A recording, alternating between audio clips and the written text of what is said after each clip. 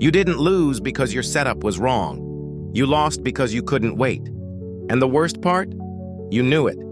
You felt it in your chest. You heard the voice in your head whisper, "Not yet." But you ignored it. You acted anyway. And now you're paying the price. Not for a bad decision, but for not having the patience to make a good one. You knew it wasn't ready. The candle hadn't closed. The structure hadn't confirmed. The plan, the one you swore you'd follow, told you to wait. But you didn't. You clicked anyway. Not because it was the right moment, but because the silence became unbearable. You told yourself it looked good enough. You convinced yourself that acting was better than sitting still. You felt the pressure building, and instead of holding the line, you gave in. And now you're watching the market move the other way. Again. The familiar sting of regret creeps in.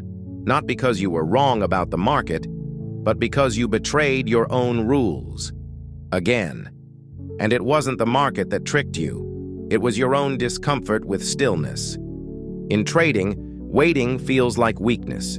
It feels passive, like you're doing nothing while the market moves without you. And in a world that glorifies speed and constant reaction, stillness feels like failure. But here's what most traders never understand. Waiting is not passive. In this game, waiting is an action. It's a decision. It's discipline disguised as silence. And very few have the strength to embrace it. You tell yourself that you're just staying ready, that you're watching closely, that you're being proactive.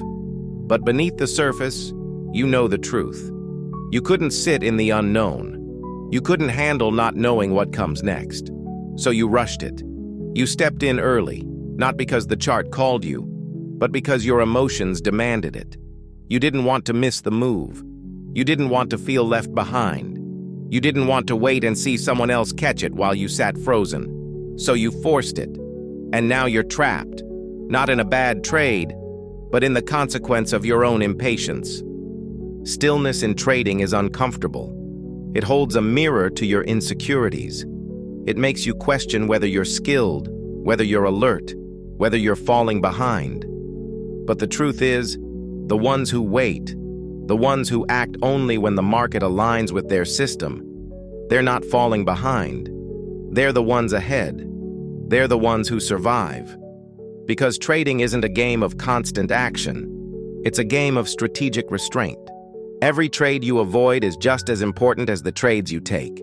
Every moment you hold back when your emotions beg you to act, you sharpen your edge. Because in trading, the real position is not what you hold on the screen. It's what you're willing to hold back in yourself. The chart doesn't owe you a setup, and you don't need to chase every flicker of movement just to feel like you're in control.